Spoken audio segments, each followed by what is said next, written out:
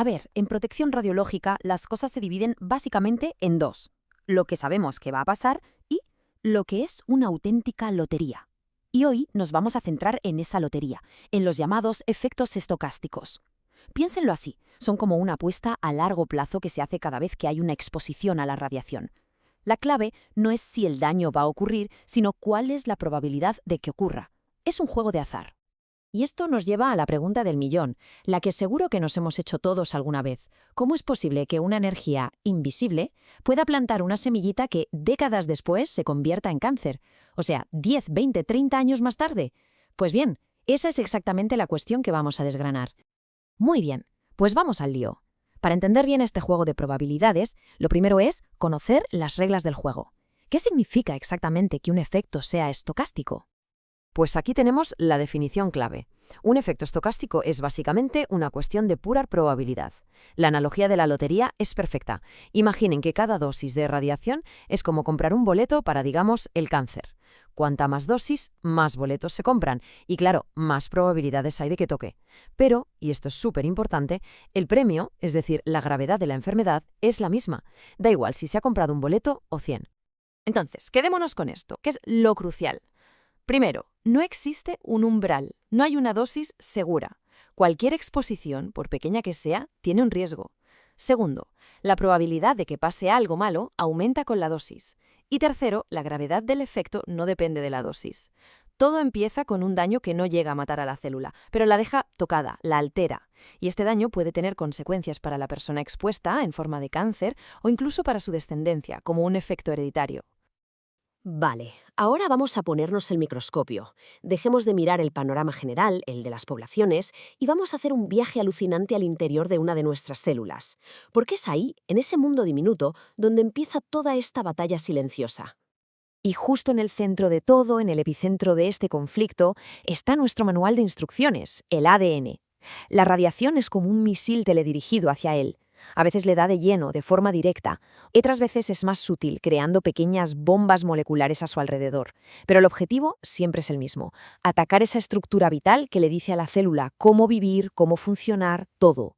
Y ojo, porque no todos los daños son iguales. De todos los ataques que puede sufrir el ADN, el más crítico, el código rojo, es la rotura de doble hebra. Es, literalmente, como si cogieras una cremallera y la cortaras por la mitad, de lado a lado.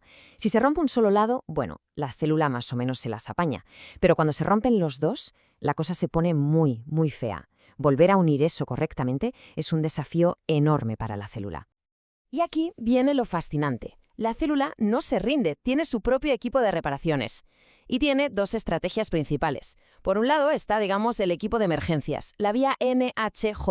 Son súper rápidos, están ahí al instante, pero son un poco chapuceros. Su lema es unir y listo. Cortan y pegan los extremos rotos, pero en el proceso a veces se pierde información. Luego está la cirujana de élite, la vía HR. Esta es lenta, precisa, una maravilla. Usa una copia exacta del ADN como plantilla para que la reparación sea perfecta. El problema, ¿cuál es? Que esta cirujana solo trabaja en momentos muy concretos del ciclo celular. No siempre está disponible. Entonces, ¿qué pasa si el equipo de emergencias, el rápido pero chapucero, comete un error? Pues que esa chapuza, esa mutación, puede quedarse ahí para siempre. Y si la célula sobrevive con ese error, bueno, ahí puede empezar un viaje muy largo y peligroso. Vamos a ver cómo una sola célula herida puede acabar convirtiéndose en un tumor. Porque el cáncer no es algo que aparece de la noche a la mañana, es un proceso, una especie de reacción en cadena con varias etapas. Todo empieza con la iniciación. La radiación causa esa primera mutación, la que no se pudo reparar bien. Luego viene la promoción. Esa célula mutada, en lugar de estarse quieta, empieza a dividirse sin control, creando un pequeño ejército de clones idénticos a ella. Y la fase final es la progresión. Aquí esas células rebeldes van acumulando más y más mutaciones, volviéndose cada vez más agresivas, más malignas. Y esta analogía del coche es genial para entender por qué estas mutaciones son tan peligrosas. Imaginen que la célula es un coche. Tiene un acelerador, que son los protooncogenes, le dicen cuándo tiene que crecer y dividirse. Y también tiene un freno, los genes supresores de tumores, que le dicen cuándo parar. Es un sistema en perfecto equilibrio. ¿Qué hace el cáncer? Pues es como si la radiación llegara y de repente atascara el acelerador a fondo, convirtiendo los protooncogenes en oncogenes y a la vez cortara los cables del freno. El resultado es un desastre, un crecimiento totalmente descontrolado. Pero, un momento, Dentro de ese sistema de frenos hay un superhéroe, un auténtico protagonista, el gen P53. No lo llaman el guardián del genoma por nada, ¿eh? Su trabajo es increíble. Cuando detecta que el ADN está dañado, P53 se planta y toma una decisión de vida o muerte. Opción A: para en seco todo el proceso para dar tiempo al equipo de reparaciones. Opción B: si ve que el daño es demasiado grande, que no tiene arreglo, activa el protocolo de autodestrucción. La célula se suicida, un proceso llamado apoptosis. Es la última línea de defensa para evitar que una célula defectuosa se convierta en un problema mayor. Claro, todo esto que hemos contado no pasa en un día. Lleva tiempo. Mucho, mucho tiempo. Y por eso los efectos estocásticos son efectos tardíos. Desde esa exposición inicial, desde esa primera célula dañada, hasta que un tumor da la cara y es detectable, pueden pasar años o incluso décadas. La leucemia, por ejemplo, es de las más rápidas, con una latencia mínima de unos 2 años. Pero los tumores sólidos, como el de pulmón o el de mama, suelen tomarse su tiempo, a menudo más de 10 o 20 años en manifestarse. Bien, hemos visto lo que pasa a nivel microscópico, célula a célula. Pero, ¿cómo se gestiona todo esto a gran escala, a nivel de sociedad? Como es imposible saber a qué persona le va a tocar la lotería, los científicos y los organismos reguladores tienen que usar modelos matemáticos para estimar el riesgo para poblaciones enteras. Y el modelo que se usa, la base de toda la protección radiológica moderna, es la famosa hipótesis lineal sin umbral, o LNT. La idea es bastante simple y muy prudente. Asume dos cosas. Primero, que no hay umbral, es decir, no hay nivel seguro. Cualquier dosis, por mínima que sea, conlleva un riesgo. Y segundo, que la relación es lineal.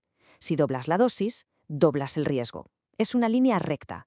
No hay un refugio seguro, por así decirlo. Pero claro, la pregunta ¿es la biología de verdad tan simple como una línea recta? Pues probablemente no. Y aquí es donde empieza el debate científico, un debate que sigue muy vivo hoy en día.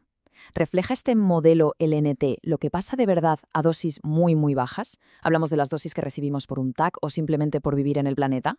La respuesta no está tan clara. Y es que la realidad a nivel celular es mucho más compleja y fascinante. Hay fenómenos que no encajan del todo en ese modelo tan simple. Por ejemplo, la respuesta adaptativa. Parece que una dosis pequeñita podría, en cierto modo, entrenar o vacunar a las células, haciendo que reparen mejor un daño posterior. O los efectos espectador. Una célula irradiada puede avisar a sus vecinas sanas y éstas pueden empezar a mostrar daños también, como si el miedo se contagiara. Y por último, la inestabilidad genética, que es como una herida que se hereda. El daño no aparece en la célula irradiada, sino en sus hijas o en sus nietas, generaciones después. Entonces, con este panorama tan complejo, uno se pregunta, ¿y cómo narices establecemos límites seguros? ¿De dónde salen las normativas? Bueno, pues la respuesta no está en el laboratorio, sino en la historia, en el estudio cuidadoso y a largo plazo de grupos de personas que, por una razón u otra, han estado expuestos a la radiación. Y la base de todo lo que sabemos, la piedra angular, es el llamado Lifespan Study, el LSS. Es sencillamente un estudio epidemiológico monumental.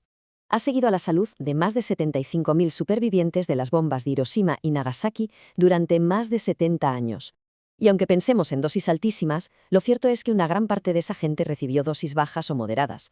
Sus vidas nos han proporcionado los datos más valiosos que tenemos sobre el riesgo a largo plazo. Pero ojo, el LSS no es la única pieza del puzzle, ni mucho menos. Nuestro conocimiento se ha ido construyendo con datos de muchas otras fuentes. Estudiamos a pacientes de radioterapia, que reciben dosis altas pero muy localizadas. También a personas que se han sometido a muchas pruebas de diagnóstico.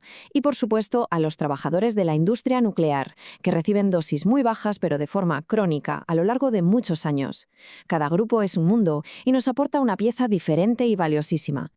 Y todo esto nos lleva a una última reflexión. Comprender estos efectos estocásticos es un viaje que no termina, un viaje que va desde una molécula de ADN hasta poblaciones de miles de personas. Y la pregunta que queda en el aire es, a medida que la ciencia avanza, que entendemos mejor qué pasa con esas dosis bajas, ¿cómo va a cambiar nuestra relación con la radiación? ¿Cambiarán las normativas? ¿Nuestra tecnología médica? ¿Nuestra percepción de este riesgo invisible? Es una pregunta fascinante y el debate, como la buena ciencia, sigue totalmente abierto.